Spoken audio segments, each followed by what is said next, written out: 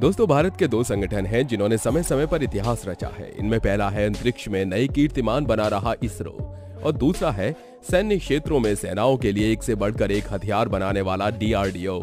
इसरो की बात करें तो देश की जरूरत के मुताबिक इसरो ने कई बार हिंदुस्तान का सिर ऊंचा किया है, चाहे बात गगनयान की हो या चंद्रयान 2 की या फिर कोरोना महामारी में मदद करने की। इसरो ने हर बार देश में अपना अहम योगदान दिया है। अब स्थिति ये है कि विश्व की कई बड़ी स्पेस एजेंसीज इसरो के साथ काम करने के लिए तैयार हैं। जी हाँ दोस्तों, इसरो ने नासा और रोस्कोमोस जैसी कंपनियों को पीछे छोड़कर वनवेव की 72 सैटेलाइट्स को लॉन्च कर दिया है। इसी के साथ इसरो ने नया इतिहास रच दिया। आइए जानते हैं इसरो की सफलता की कहानी। दोस्तों, टेक्नोलॉजी आधारित दुनिया तेज इंटरनेट के तमाम तरीके ढूंढ रही है। भारत जैसे कई देश 5G और 6G इंटरनेट की ओर बढ़ रहे हैं। दूसरी ओर अब सैटेलाइट बेस्ड इंटरनेट की होड़ शुरू हो चुकी है।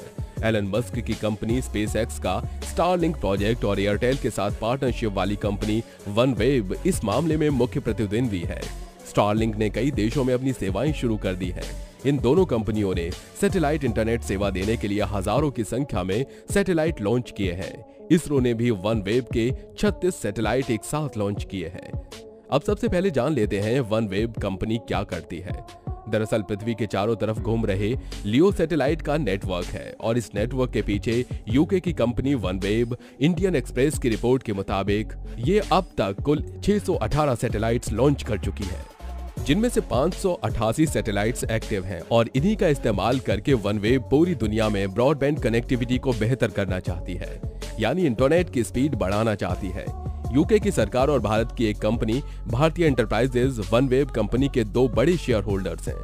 कंपनी ने कहा है कि इस लॉन्च से दुनिया भर में कम्युनिटीज, बिजनेस और सरकारों को जोड़ने में मदद मिलेगी। इससे पूरे भारत के कस्बों, गांवों, स्कूलों के साथ साथ दुर्गम जगहों में भी कनेक्टिविटी आसान हो जाएगी। हालांकि वनवेव पहले एक रूसी स्पेस एजेंसी के जरिए अपने सैटेलाइट्स लॉन्च करने वाली थी, लेकिन रूस यूक्रेन वॉर के चलते रूसी एजेंसी ने प्लान रद्द कर दिया। उसकी दो मांगे थी, एक कि सैटेलाइट्स का इस्तेमाल रूस के खिलाफ न किया जाए और दूसरी ये कि यूके की सरकार कंपनी में अपनी हिस्सेदारी बेच दे।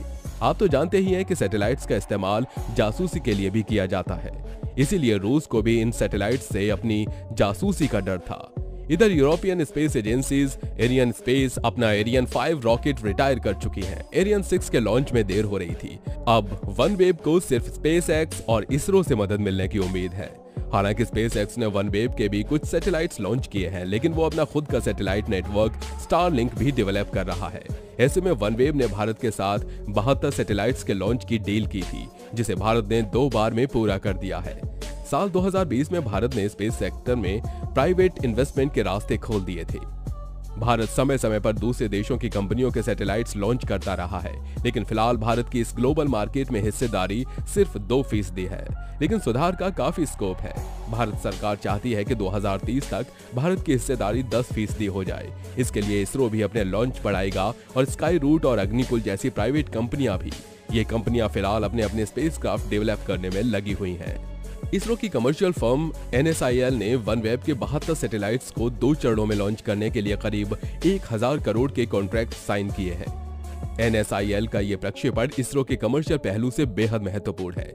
इससे स्पेस कारोबार के जरिए देश में अरबों डॉलर आने की संभावनाओं को भी बल मिला है। न्यू स्पेस इंडिया लिमिटेड यानी NSIL इसरो की वाणिज्यिक शाखा है। इसके पास अंतरिक्ष सेवाओं की आपूर्ति के लिए उद्योग के जरिए बने रॉकेट्स और उपग्रह हासिल करने की भी जिम्मेदारी है। वनवेव का 36 सैटेलाइट्स का पहला बैच LVM-3M2 मिशन पिछले साल यानी 23 अक्टूबर 2022 में लॉन्च किया गया था। इसे लो अर्थ ऑर्बिट में सफलता से स्थापित कर दिया गया था। लो अर्थ ऑर्बिट पृथ्वी की सबसे निचली कक्षा होती है। इसकी ऊंचाई पृथ्वी के चारों ओर 1600 किलोमीटर से 2000 किलोमीटर के बीच है। इस ऑर्बिट में किसी ऑब्जेक्ट की गति 27000 किलोमीटर प्रति घंटा होती है। यही वजह है कि लो अर्थ ऑर्बिट में मौजूद सैटेलाइट तेजी से मूव करता है और इसे टारगेट करना आसान नहीं होता है। सभी सैटेलाइट्स सबसे भारी रॉकेट GSLV Mk3 के जरिए लॉन्च किए गए थे। इस रॉकेट की लंबाई 43.5 मीटर है। 5796 किलो के भारी पेलोड ले जाने वाला ये पहला भारतीय रॉकेट बना। ये 8000 किलो के सैटेलाइट्स का भार उठा सकता है। LVM-3 की बात करें तो ये 3 चरणों में लॉन्च करने वाला व्हीकल है। इसमें 2 सॉलिड प्रोपेलेंट हैं। इसरो की ओर से कहा गया है कि इसमें पेलोड एडॉप्टर है और पेलोड फेयरिंग है। ये रॉकेट 640 टन का वजन उठा सकता है। LVM-3 भारत का सबसे भारी लॉन्च व्हीकल है। OneWeb सैटेलाइट्स लो अर्थ ऑर्बिट पर 1200 किलोमीटर के एल्टीट्यूड पर काम करती है। यह लॉन्च इसलिए अहम था क्योंकि अब इसरो भारी कमर्शियल रॉकेट्स के लॉन्च वाले मार्केट में स्थापित होने लगा है और सिर्फ नाम ही नहीं हो रहा है, इसरो को OneWeb के साथ हुई डील से 1000 करोड़ की कमाई भी हुई है। कमर्शियल सेक्टर को ध्यान में रखते हुए ISRO small satellite launch vehicle भी डेवलप कर रहा है। इस स्पेसक्राफ्ट को लॉन्च करने में लो ऑर्बिट सैटेलाइट लॉन्च करने वाले पोलर सैटेलाइट लॉन्च व्हीकल की तुलना में वक्त और पैसा कम लगता है। OneWeb का कहना है कि इस साल के आखिर तक अंतरिक्ष से ब्रॉडबैंड इंटरनेट सेवाएं दुनिया भर में शुरू हो जाएंगी। फिलहाल OneWeb 50 डिग्री उत्तरी अक्षांश से ऊपर स्थित देशों अलास्का, कनाडा, ग्रीनलैंड, ब्रिटेन और उत्तरी यूरोप में अंतरिक्ष से इंटरनेट मुहैया करा रहा है। OneWeb की इस साल के अंत में भारत में सेवाएं शुरू करने की योजना है। हालांकि इसके लिए भी सभी नियामक मंजूरी की प्रक्रिया पूरी की जानी बाकी है।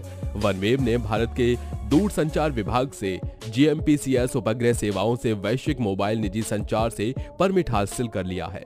जैसा कि हम जानते हैं कि OneWeb में इंडियन कंपनी भारतीय एंटरप्राइजेज की भी हिस्सेदारी है। OneWeb का मिशन पूरा होने से भारत में डिजिटल डिवाइड को दूर करने में बड़ी मदद मिलेगी। OneWeb की सेवा से भारत के छोटे छोटे शहरों, कस्बों, गांव देहातों में ब्रॉडबैंड इंटरनेट कम कीमत और बिना किसी बाधा के पहुंचाने में मदद मिलेगी। इससे देश के सुदूर कोनों तक तेज गति से इंटरनेट सेवा पहुंच पाएगी। इसरो के चेयरमैन और अंतरिक्ष विभाग के सचिव एस सोमनाथ इस मिशन को देश और भारतीय अंतरिक्ष कार्यक्रम के लिए ऐतिहासिक बता चुके हैं। OneWeb की योजना पूरी तरह से शुरू हो जाने के बाद इंटरनेट की दुनिया का काया पलट होने की उम्मीद है। सबसे खास बात यह है कि इसरो और भारतीय एंटरप्राइजेज के जरिए इस मुहिम में भारत का भी महत्वपूर्ण योगदान रहेगा। अब आपको बताते हैं कि सैटेलाइट इंटरनेट क्या है। मौजूदा समय में इंटरनेट या तो केबल से चलता है या फिर टावर से। अब सोचिए कि आपका टीवी कैसे चलता है। टीवी के लिए एक डिश एंटीना लगा होता है और आप तमाम चैनल्स बड़े आराम से देख पाते हैं। ऐसा इसलिए होता है क्योंकि ये टीवी सैटेलाइट बेस्ड नेटवर्क पर चलते हैं। सैटेलाइट बेस्ड नेटवर्क भी ठीक इसी तरह काम करेगा, जिसमें किसी भी तरह के केबल या टावर की जरूरत नहीं होगी। अंतरिक्ष में मौजूद सैटेलाइट सीधे आपके घर का इंटरनेट कनेक्शन पहुंचा देंगे। सैटेलाइट बेस्ड इंटरनेट में रेडियो वेव का इस्तेमाल होता है। हालांकि एलन मस्क के स्टारलिंक प्रोजेक्ट में लेजर वेव का इस्तेमाल किया जा रहा है। सैटेलाइट बेस्ड इंटरनेट का फायदा यह है कि इसकी स्पीड बहुत अच्छी होती है। स्टारलिंक का कहना है कि वो आने वाले समय में 300 Mbps तक की स्पीड वाला इंटरनेट देगा।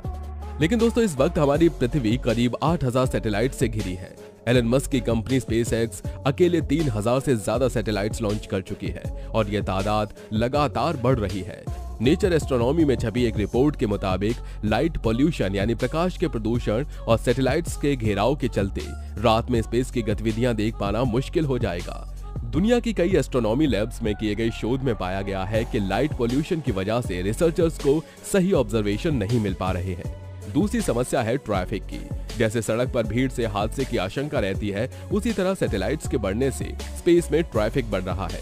अभी यह समस्या छोटी है, लेकिन जैसे जैसे सैटेलाइट्स बढ़ेंगे वैसे वैसे ये बड़ी होती जाएगी। तीसरी समस्या है मलबे की।